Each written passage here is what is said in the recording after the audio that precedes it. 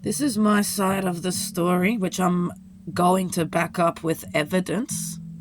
You need to hear the story. Everyone wants to rush through everything. How do you get to the truth? You're going to see me itch and squirm because I'm super anxious. Please remember, I'm backing it up with evidence. No one listens to someone like me because we will people please and go along and do all the right things. Yes, sir. No, sir. 3 bags full, sir. All it takes is one dishonest person to jump onto that weakness. Pull the rug from out under you, spiral you out, then you become a mess that no one wants to give the time of day to. No one will believe. Over. See? And it just keeps.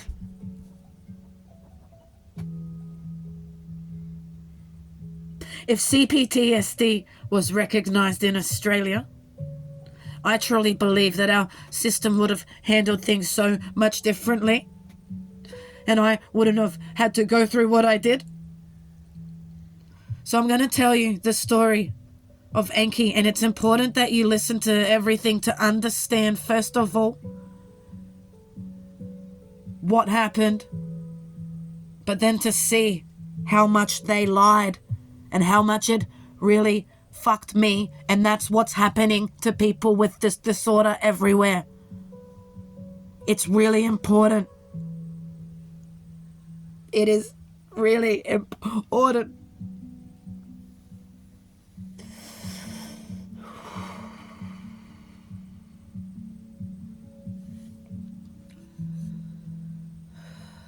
Just give me a sec. I went to Daylesford already a broken mess, desperately needing to heal. Ready to just have a fucking rest.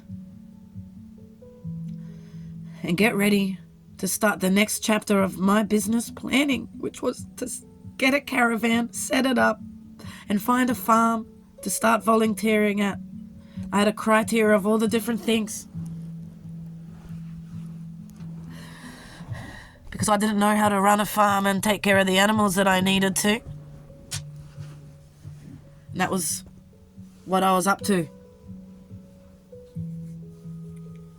I was not okay. I didn't even go there looking to get help. I went there for a cup of tea. Didn't even know what it was until I was in there talking to the girl, overhearing Jessie at the counter. I was having tea, and there was a man talking to Jessie about sleep and melatonin, and that's when my ears, what is this? And that's when the girl explained to me. I didn't have my glasses, so I couldn't read all the labels and stuff. She even read me the menu. She arranged for me to come back to see the manager, because I was like, I need in on this. What is this? This is like a natural, sleep is like my, what is this?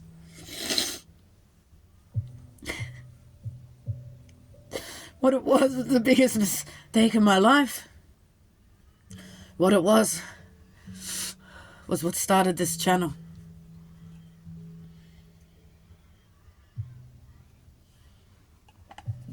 The manager changed my life. I was so drawn in. I was telling her, no one ever looks at me. They're always just on Google. They don't believe me. They just think I'm a druggie. It's a trigger to be on drugs. They knew everything, right? She gets down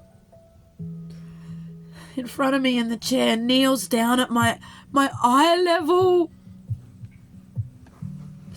Anyone with trauma will know how big this is.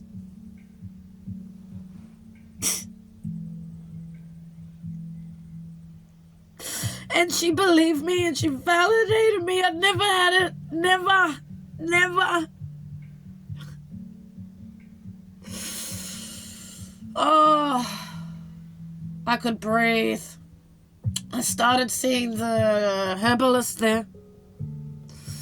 I was going every 2 weeks, and it literally became like my place of worship.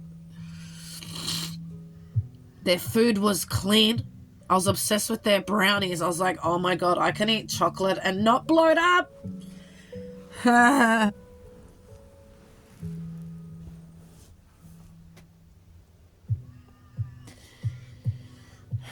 Two of their friends, yoga, massage people,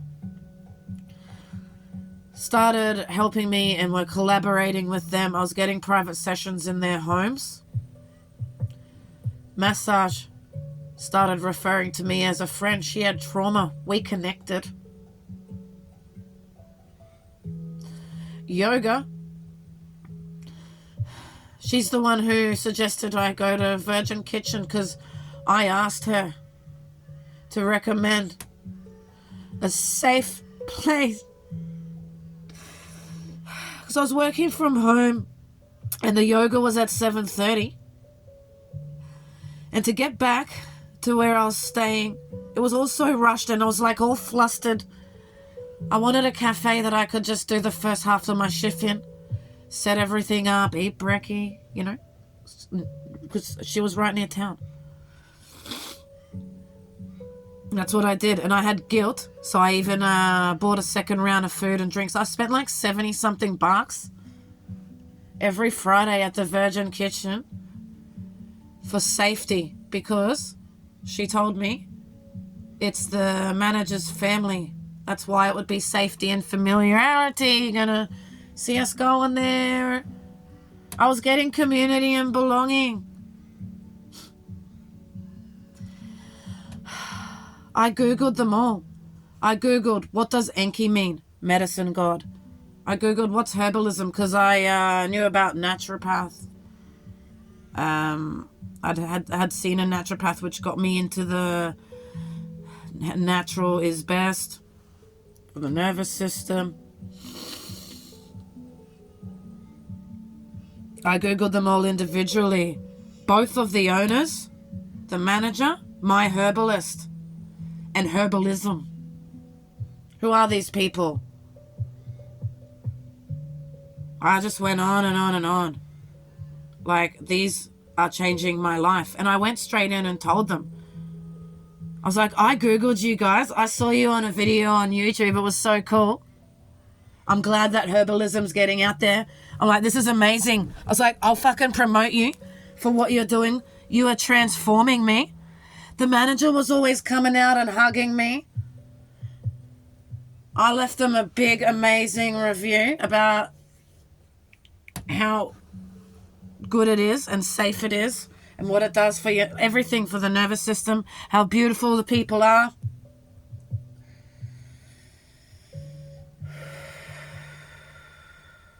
Female owner added me on Facebook.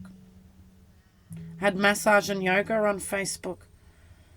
I started noticing that the manager was weird, and when I Googled them and saw a photo of her and Jesse, I actually got a weird feeling that I couldn't shake. I started getting weird feelings when I was around her for a few weeks because I noticed that she was different, and then I had my awkwardness because of the photo was like throwing me off. It made me think that my awkwardness was making her weird with me. So then I got really like freaked out. So I was talking to the massage, the herbalist, and the yoga ladies about it. Massage and herbalists were fine because they were like, it's just you understand energy. And they were talking about the energy aspect of it and the trauma aspect of it and helping me understand it. But not yoga lady. Yoga lady really fucked with my head over this. It's really important that you hear all this. She goes, you've got a crush on her, the manager. No, I don't. I was all kinds of fucked up over my ex. I was having issues with being around females. I was getting insecure because there were lots of lesbians in Daylesford. And I was like, fuck, I'm so insecure. Like, I'm trying to, like, avoid them all, but also, like, you know, present well so they're not judging me because I've had experiences. Just got away from Sydney from the gay cliques I was trying to avoid. Side note, later on, and when it all went down, I ended up joining the LGBT fucking ABC XYZ, your mum, everyone's in it acronym. Just for safety and familiarity, to make a couple of friends, which I did. I made a couple of lesbian friends from Melbourne. That's a different story. But it shows you, I don't like hanging out in the lesbian cliques, but I got so traumatized and had no one in Daylesford with what happened that I ended up hanging out with some lesbians. Anyway, get to that later. I need to pause because I forget where I was. Hang on. Yoga lady. You've got a crush on her. No, I don't. It started fucking with me. I didn't realize she was actually going through a breakup. Yoga lady ended up telling me that too. See, what they didn't know is I was going to see her every Friday, and she was just fucking with me and saying so much stuff.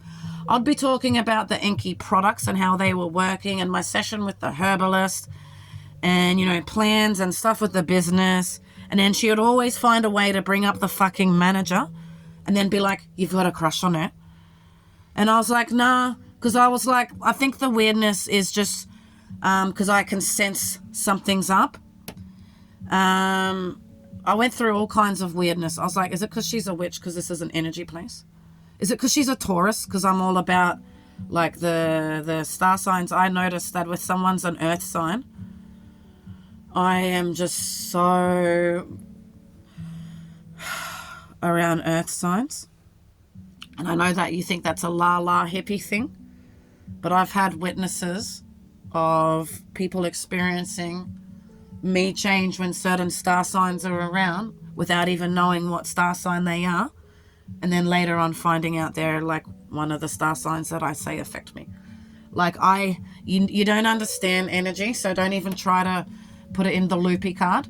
Anyone who puts spiritual hippie people who work with energy in a loopy category are fucking idiots, because people go to church and worship a God that they've never met based on what's written in a fucking Bible written by a man. If someone in the church says they speak to God, they're not crazy. If you don't understand something, you don't have a right to judge it. And even though these people hurt me, I won't hear anything about anyone dissing the work that they do with energy or even their products. One man being a dishonest fucking liar doesn't discredit their industry or even the entire crew or the work that they do.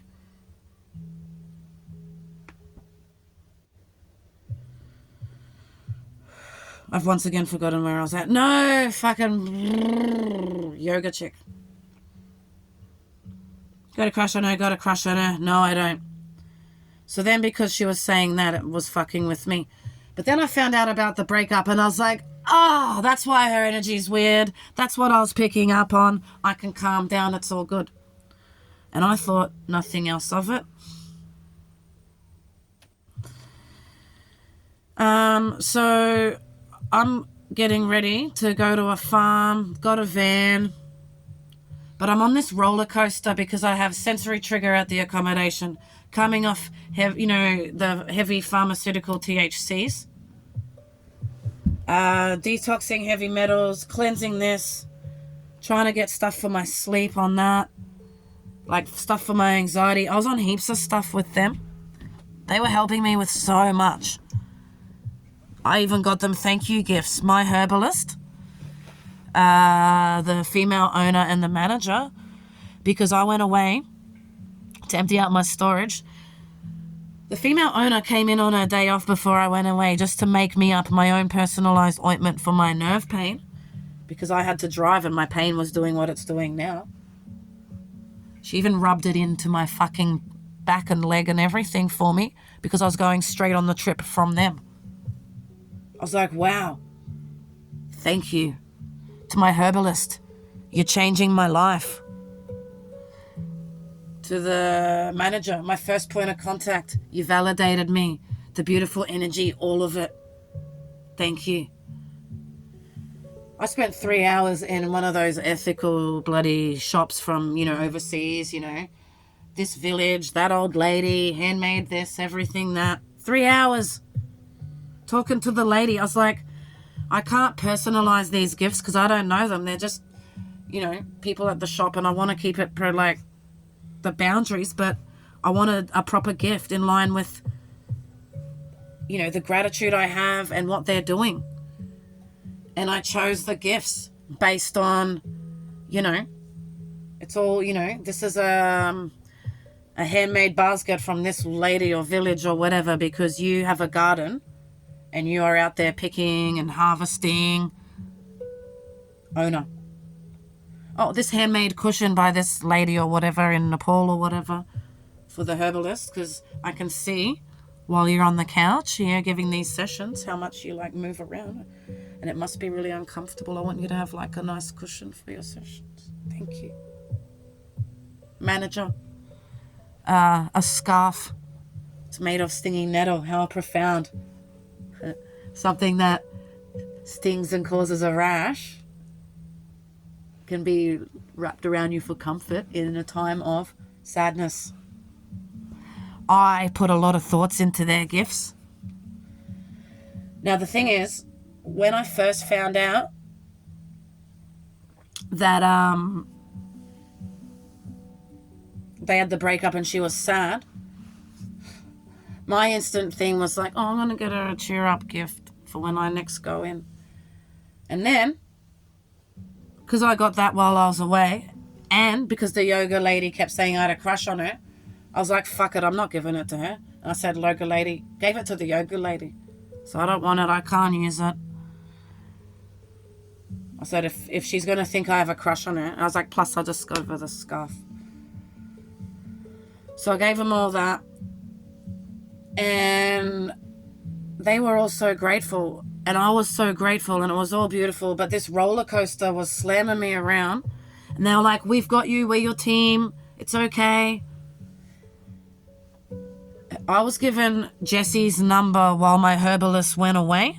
And it was as I was trying to get set up in my van at the new place, didn't know the new people. Trying to get off the THC. My script for the pharmacy ran out, but I was still trying to wean off it. And he said, fuck pharma, we've got you, and made me one. It was all organised over the phone. I get there. As I'm walking in, I see him walking out the back. Manager has it, serves me. There's no label, nothing written on it, and it's in a tiny little vial with nothing. I can bet you it wasn't put through the register as that. She said he wasn't there, he had gone home. I was like, okay. I didn't think anything of it. I noticed, but sometimes I will notice things and then it'll just stay there and come back later when I'm adding things up. Because I'm like, I already know and I'm aware that I'm an overthinker, paranoid person, someone who sees everything. And I know not to jump to conclusions straight away, but it stays there stored if it was something that was off and didn't add up. Okay. Remember, everything I'm telling you, I'm about to prove with evidence in following videos. I had a reaction to that oil, and it was as I was moving into the farm with these people. I got so sick, and I even had to leave the welcome dinner that I was at. But my van wasn't set up. I'd had stuff installed, but not set up. So I didn't have heat working and water or power because things weren't set up. Couldn't even start the Jenny. I was too weak. I was having a reaction so fucking hard that he kept telling me to go in, and he made something called Chloe's Damage Control. And he told me it's just ashwagandha. And I'm like, you sell that, why doesn't it say ashwagandha? Another thing stored, right? Okay. Still worshipping this guy because I trusted the whole team, but I'd only just met him. So I'd been worshipping him without knowing him just because his products worked and I could see his team was so beautiful. I was like, he must be beautiful too. They all are. Holy fuck. I'm getting triggered again. I'm going to pause again. So Chloe's damage control. I kept going in and out those couple of weeks. I'd never had to do that with my herbalist.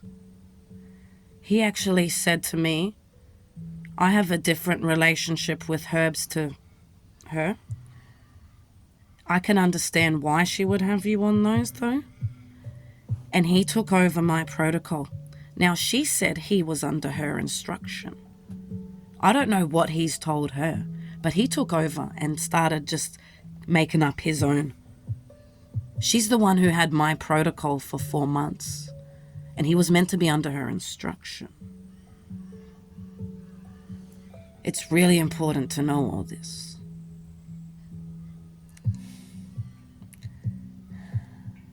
I'm going to take a breath. Sorry, I'm getting triggered. As you can see, not all triggers are outbursts or rolling around. Those outbursts and rolling around come from either a build-up of 1 billion of these little ones, or we're not safe, or it's a really big trigger, or it's something big and we're not safe, which is what the you are exaggerating one was. I got told I was exaggerating while I was out of my safe space in a completely different town with a strange man, everything going wrong, one thing after another, trying to do this bartering arrangement. And it sounds like a fucking movie, and I try to explain it after telling everyone that no one ever believes us, and that's the worst thing. And then all I get, you are exaggerating. Like, get the fuck out, you are. So there are different triggers. And these guys never saw my rage. They're seeing it now, absolutely. So he took over. Damage control. Sorry, I need to remember where I was. Oops, I just changed the song on the other phone. So the phone... fuck, I need to pause. See, my brain's gone. He had my protocol, and I had to keep going back in. And he was telling me to call and message and go back in. It's important you know this. And I even said to the manager at one stage, I'm really paranoid to be contacting him this much. Is it going to be annoying him? And she's like, no. He's just busy. Like, he will get to you. Like, he just let him, like, no. And then she, like, reached out to him for me. It's really hard.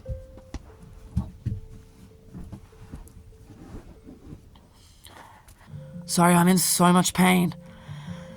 So, because the van wasn't set up, as you all know, I go to Airbnbs, hotels, or anywhere I can to get like a heater and a shower and warmth and just safety for the night. So that, because the 3 things I need when I'm flaring up that hard, whether it's from sensory or medication or no sleep or whatever, is thrashing my system around. And they were thrashing my system. Enki was. When I arrived to Enki, I was a zombie on all the THC, just like zonked out because I was on really strong stuff. And that's why I went to them. I was like, I'm going to get off this shit. And they were helping me get off it. But I was like, whoa. They're like, we got you. Like, seriously, man. It was serious stuff whacking out my system. And I reacted so hard to that THC. You're going to see all this. I went and stayed at the hotel where I'd been having breakfast every Friday. Bellinzona Hotel, where the Virgin Kitchen restaurant was. I've got an email, which I'm not putting in any of this, but it is there if I ever need to show about the incident that happened there. Plus the fire brigade were called out. So, you'll hear about that. I went to a hotel for warmth and safety and familiar. It's the only hotel I actually knew of. They own a chain or a syndicate, but that's the only one I knew of. It was my familiar. And it was on that main road, and I just knew where it was. Plus someone else booked it for me. So the heating had gone off, and there was this whole hoo-ha at the hotel. You're going to see all about that with the evidence when I'm talking about the story in the video. The next day, I was so triggered because the fire alarm had gone off, the fire brigade had been there, the heater wasn't working, I wasn't allowed to use the hot shower because that's what set it all off. I was triggered, sensory triggered. I was scared and shaking, and because I was already going there to get over the reaction from the THC, it kicked it all off next level. I was vomiting. If you want to have a look at the state I was in, go to the short that says somatic symptoms are very real for trauma, where I'm hunching over with the beanie. That's the state that I was in until they said, we're going to call an ambulance, and then my panic kicked in. No. They never saw aggression. Never. And you're going to see proof of that as well. You're going to see proof of that.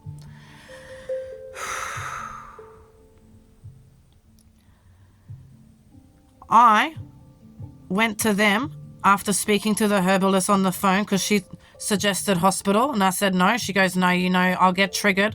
Plus, if I'm on all this THC that he gave me illegally, I'd be dobbing him into the hospital people and getting them in trouble. And then they don't understand all the herbs and everything that was thrashing me around and what I was detoxing. I'd be getting so triggered, I'd just end up in the psych ward. It would have been 10 times worse. So I go to them, and then they suggest hospital. No, I'll die. I may as well fucking die. I'll just die in hospital. I was so scared. They took me out the back. Not up where the consults are, but where the back is, where all the labby stuff is, all the bottles and stuff. And they had me laying down on cushions, and they had all their coats to keep me warm. They were rubbing my back, holding my hand. They had meditation music on. And there were a few of them on rotation over a few hours to come in, chanting. They were so beautiful. Sorry, my guts are fucking ripping. It was amazing. They were beautiful. I was like, I'm sorry. And they kept reassuring me it's okay. I started coming good because they were hydrating me with honeys and minerals and salts. After a few hours, I started coming good. And once I was okay and able to talk properly, Jessie, all this beautiful after a few hours turned into serious, okay, so what drugs have you been taking? What? Are you kidding? Come on, be honest. Tell us what drugs you're on. Hang on, what? I'm there with the manager, the yoga lady, their staff around who were just young kids in their 20s, but who had known me for the 4 months, who were always coming out to hug me, who knew me. They knew I wasn't on drugs. There are so many people there. They all know I'm not on drugs. They all know it's a trigger. What the fuck is he doing? I didn't say anything. I was scared. No. I had my team there. Suddenly they're pulling back. And I'm like, okay, this is in my head. They wouldn't do that. It's just him because he doesn't know. I'm paranoid. I'm not, nah. So I went back to an Airbnb, which he had helped me book during those few hours because I was so fucked up. I trusted him to go in with my banking and everything.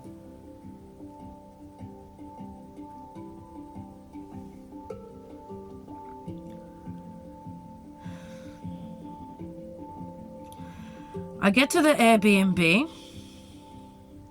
That was a Saturday. I was so grateful. As I was leaving, they hugged me so stiffly, and I was like, nah, this is in my head. This is weird. So I go back. I get to have showers and a bed and everything, but I'm still sick, and I'm hydrating on the stuff they gave me in a bottle. Next morning, Sunday, I'm talking on Messenger. I send a message to the yoga and massage lady combined because they work at one of the spa houses. Can one of your colleagues do an outcall by any chance to the Airbnb? Yoga lady, this is out of scope. Sorry. Gone. Ghosted. Hang on. What? That's weird. But she was there yesterday when he was interrogating me about the drugs, and I was like, hang on a sec. I'm in her home every Friday. She's got like a grandma program for my nerves. I've been taking her like fresh bread. Like, how does she think? What? All I did was ask if she has a colleague who could give me an outcall, like a connection. This was like, whoa, my trauma is starting to rise. Fear to the nines. This is my team. What's going on? Massage messages me privately. She's overwhelmed. I can come out to you. She has trauma. She has CPTSD. When we were talking about the energy stuff, she had told me she had stopped going to Enki because the energy was too much for her there. And that there were individuals from Enki who were they all just so beautiful, but she just couldn't go there because people don't understand CPTSD. So she got it. And I said, you can't come out here, man. You've got trauma. Everything is all like, I'm fucked. Like, I don't want you to pick up on this. I actually just want a random person who I don't know to just come out, just give me like a proper, like hardcore medical massage while I'm at the Airbnb so I can maybe sleep and then get back to my van and everything and want to hydrate out of it and everything. But no one could. So arranged for the next day, which was the Monday, that I'll just go to her because I already had an appointment that week. We just changed it. I was like, I need to just get this all out of me before I see you because I don't want my trauma on your trauma. She's like, okay. And she respected that. I'd also arranged with Jessie Sunday morning to go into the shop and pick up some salts, the same ones I was hydrating on, so that I could keep hydrating and really catch up and get back out of it. But I was coming good.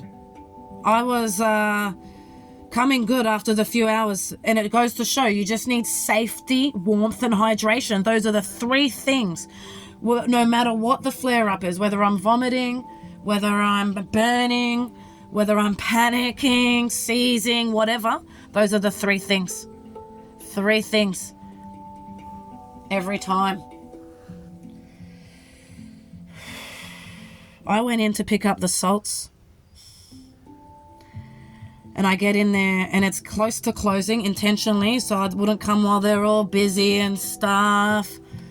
And the manager and one of the girls who was there, who was always so nice. They were beautiful. The two people who would always run out, the manager who would always hug me, both all smiles, both telling me, positive things about me, and complimenting me, full of praises, and always the point of contact to actually do all my sales. Look at me, boom, look away, both remove and go to the back of the shop. I couldn't even see where the younger girl went, but the manager was just cleaning and not looking. Like, what the fuck? Are you kidding? Now my paranoia was being confirmed. This is actually real. Wouldn't come near me. I went into freeze response and I just stood there. I couldn't believe it. I couldn't believe it. Female owner comes out, doesn't even say anything, just looks at me and sort of like holds my arm like as if to say yes. Doesn't say anything. Her too, someone who would always hug me. Had her on fucking Facebook. She added me the day that I had opened up to yoga and massage about trauma with my dad, being real vulnerable. Made me think they really cared. They knew everything. They knew things about me that my best friends didn't.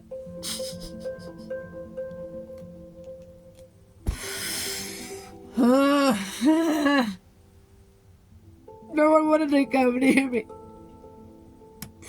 All I'd done was go in therapy because they had said to when I was sick, and I was so safe there. And everything they did had actually worked, and I was coming good.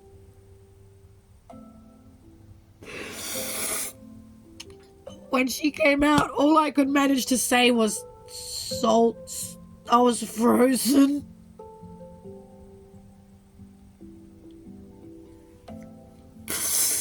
And she doesn't say anything, she just goes out the back. Jesse comes out. He's the only person who would serve me. But actually, while I was waiting for him to come out, the manager, while she's cleaning, I just stared at her. I was like, is she ever gonna look at me? This is weird. I was in a frozen trance, just like this, like, just waiting for her to look up. And then she did, and she goes, she mouthed silently so that no one would hear. She asked me if I was okay.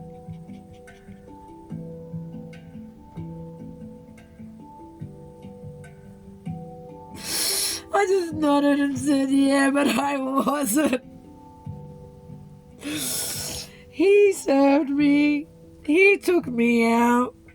And that's the last time I saw them at the shop. And it broke me. The van wasn't set up. It was so cold. I couldn't set it up, and the one person who Enki's friend was like a tradie, builder, handyman guy, and he lived next door to my new place in the caravan. And he had come up to, do a quote and everything, and he was the one who was going to help me finish setting everything up, to take the draft off the door because there was gap, and just to help me get everything finished. And he was my neighbor. I was like, I can't have him here now. I was so fucked up. I had a full-blown nervous breakdown. And that's when I started self-harming and punching myself in the head and feeling suicidal, which all that was past me. I was, 38, 39? 39. And, that had been put behind me in, like, my 20s. I had worked so fucking hard, and I really needed to keep the online job because I'd had it for 18 months. In and out of hospital, I managed to keep it. They were lifting my shirt up in hospital, giving me fucking injections and shit, and I was working on my laptop. I still had a couple of sickies each month, but I was keeping my job, vomiting while I was working. My boss knew I was sick and we were working around it, and that was going to be my income as I was able to move around in the van, set things up as I was healing. And I had my rabbits, and they were getting so traumatized. I was so fucked up. I couldn't take care of them. I was actually rolling around on my vomit, which was bile, because it all started flaring up again. Got too paranoid to go anywhere up the main street because it's right there. I was like, no way. Sent all these rants to the main herbalist on holiday. How could they do that? Blah, blah, blah, blah, blah. They were so quick to take the praise, take the money, but as soon as I'm reacting to their thing, I was ranting and ranting. And she's like, I know being accused of drugs is a trigger for you. He didn't know. Yes, he did. You all knew. I had told him. We'd been talking over the weeks where I've been going in and out, having chit-chats. I'd told him about all the weirdness I was experiencing with my visuals, and he had told me that the reason he had started herbalism to begin with was he had all kinds of weirdness where he was had foil. I don't know if he said wrapping in foil or his room. I think he said him, because of aliens coming. That he used to do consults, but he had to stop. And he was talking about how it was too negative on his energy and his soul to have dying people. And he was talking about people coming in with cancer and stuff. He's like, I was starting a family, like raising a kid, because he actually had a baby to someone else. And then was in a relationship with her, and then they broke up. And he just had all his own stuff going on. He was telling me that these people, I had been going there for 4 months, and they were helping me in community and all kinds of things. I didn't care that the THC was legally made and not on a script. I didn't even care that I was reacting, because they were helping me out of it, and I expect roller coasters, trials and errors, and I also know my system reacts hardcore to things. You're going to see in the email with the herbalist, because he denied that. And when I look back, it's like, okay, now we know why. But I've got proof and evidence of everything I'm saying.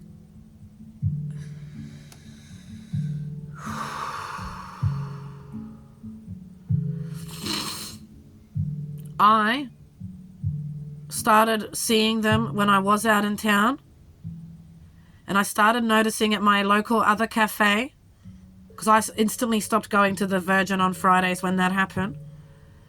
And because I had also been liked going, I was getting takeaways from the Harvest Cafe a lot. Because there was nice, organic, clean food. So I just started doing I switched from Virgin to there to work on. I didn't go to yoga anymore, but I was still starting to come out and make that like my regular. That became my regular cafe. But I wasn't working.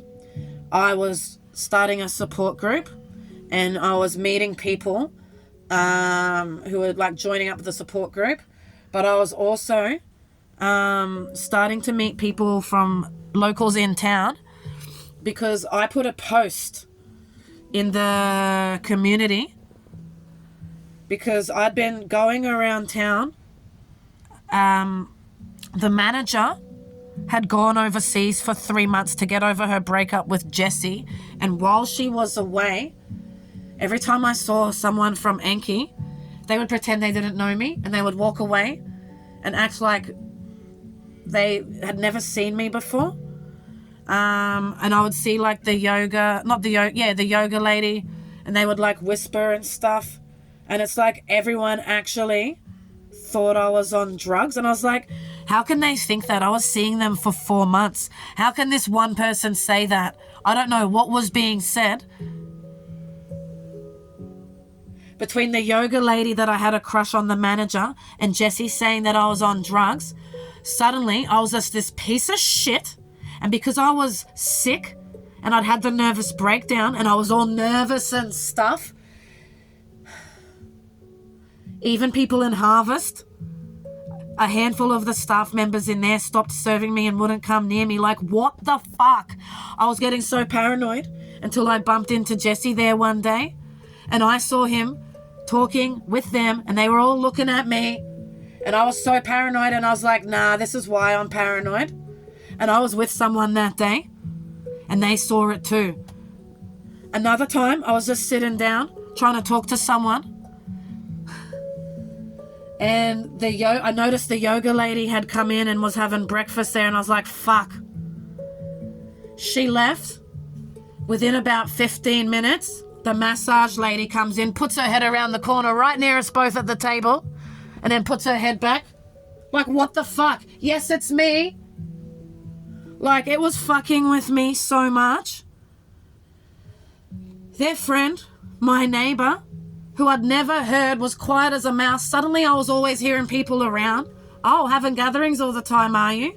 I was getting so paranoid. I started putting up my cameras because there were just suddenly people. I was in a paddock on the edge of the bush, and when he had come to give me the quote, he had come through that bush, and he was living on the other side of that bush, and suddenly I was hearing people.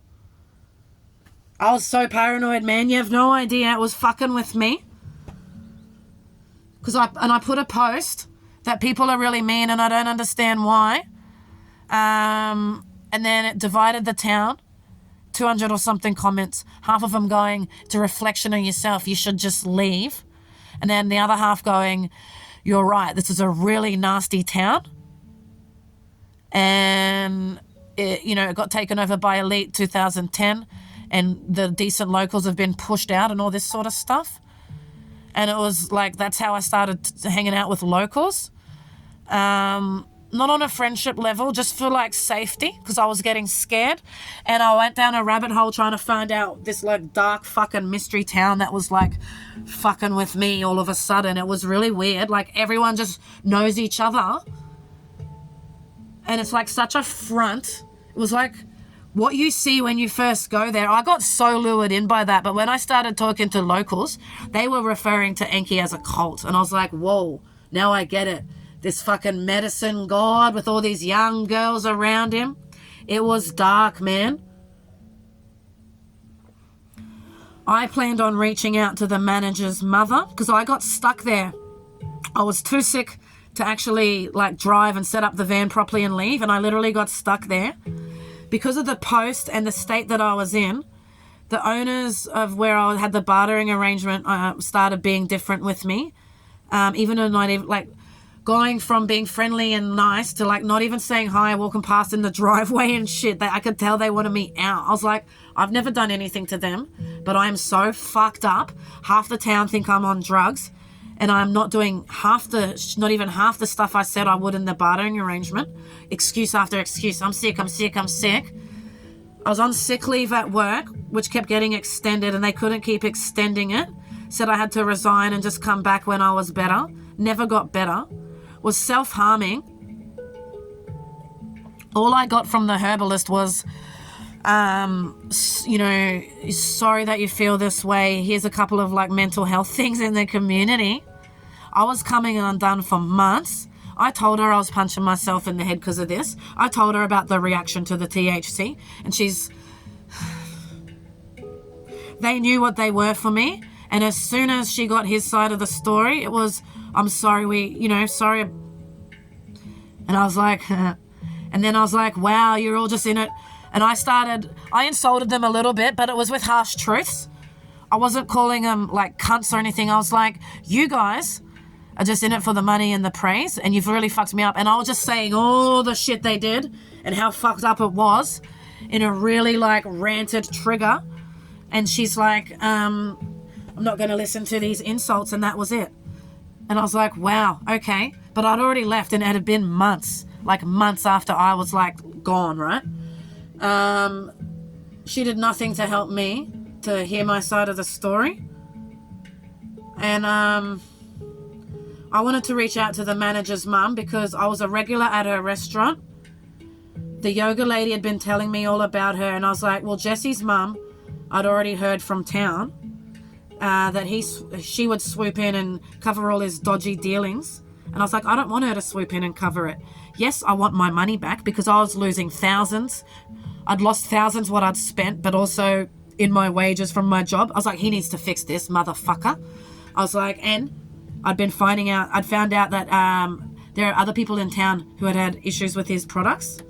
And I was like, okay, he's not doing everything above board. He's fucking with people. Mummy's going to swoop in. No, it's not about just getting my money back.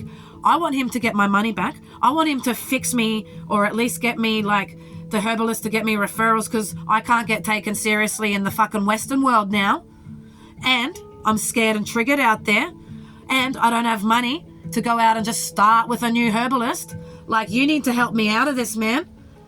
Or I'm going to report, sue, and expose. I'm going to tell everyone what you did. I'm going to go to the cops and I'm going to sue you for damages, right? That's what I was going to do.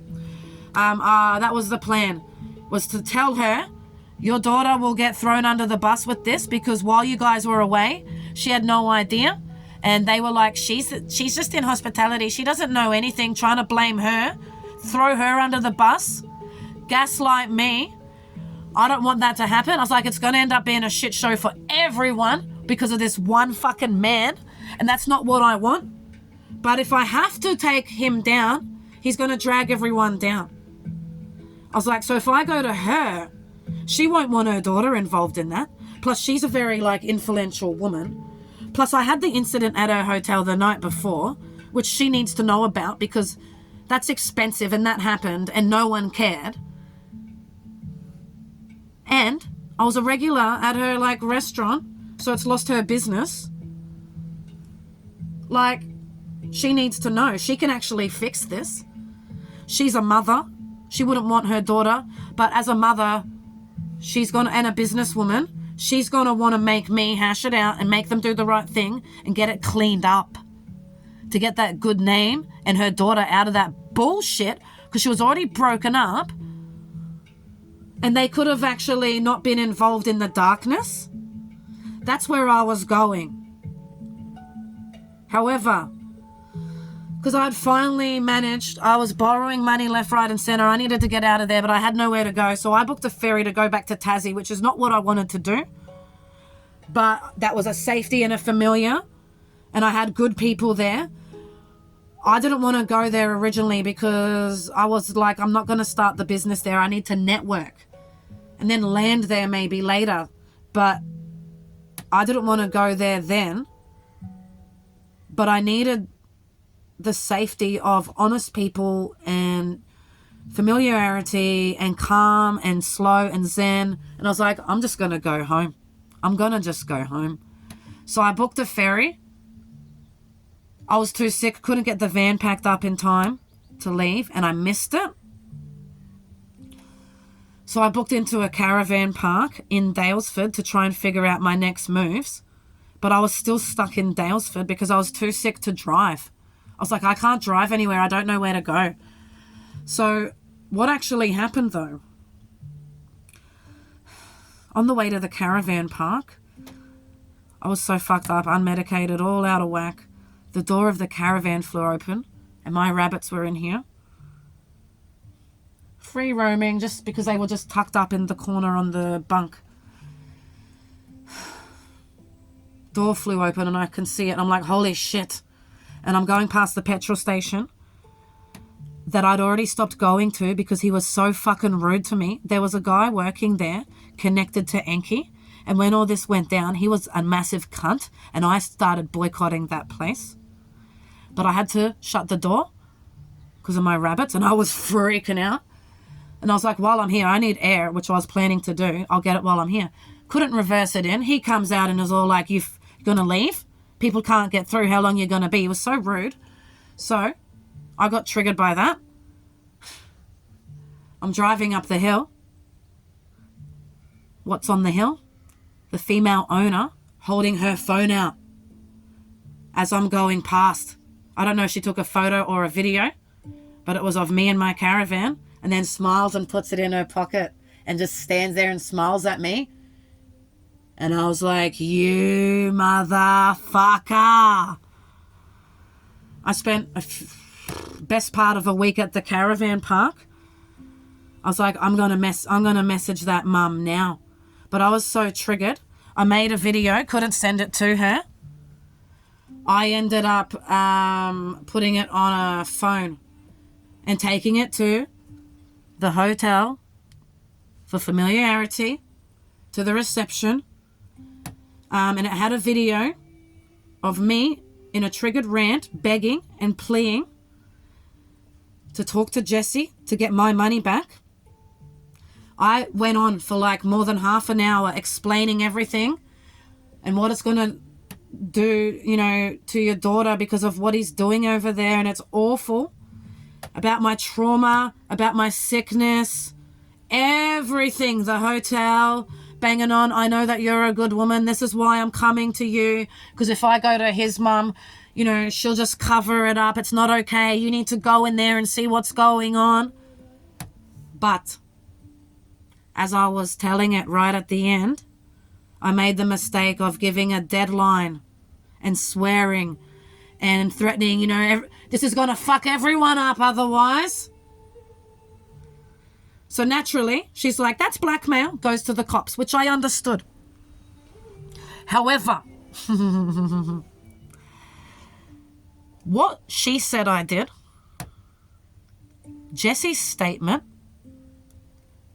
the police, what they said I did on their statements and what the charge is based on is actually a lie.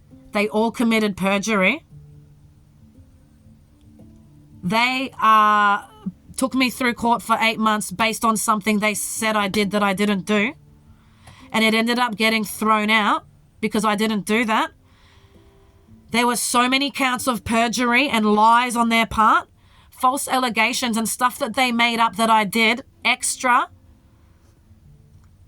that resulted in extra charges and all this kind of stuff. Then, throughout the 8 months of court, laws that were broken by the police to sabotage me and fuck with me, corruption, and with the IVO hearing and everything that happened and what they did throughout the court. And then it got thrown out because I didn't actually blackmail her. When you look at what happened, I never once actually blackmailed her. And when you look at the whole thing, you can see Jesse came in and ran the entire fucking thing. Everything that happened was based on what Jesse was saying and doing. And I have evidence to prove it all. And you're going to see that. He was a puppet master with the police, with that lady. You're going to see how manipulative and disgusting it is. And that I never actually did a single thing that the police or any of them said. So much dishonesty, corruption, just because this man wanted to cover up the fact that he shouldn't have given me that THC, which I didn't care about. It destroyed my life, and people with CPTSD are experiencing this all the time. Because the moment we come undone and lose this, no one will listen to us or hear our side, including the police. I had evidence to show what Jesse was doing, and the police just ran with all his lies and made up their own as well and went next level on a sick person, causing that person to become homeless and so sick that they are on the disability pension, our police. We need trauma awareness, and we need people to come and clean up the corruption down here. If there was trauma awareness, all the good ones out of there would have given me the time of day, and it wouldn't have dragged out as hard as it did. It would have got nipped in the bud. He would have been seen for what he is, made accountable, and I wouldn't have lost everything. It's happening to people everywhere. CPTSD needs to be on the map and understood, and we need trauma awareness so this stops happening to Aussies all over the country.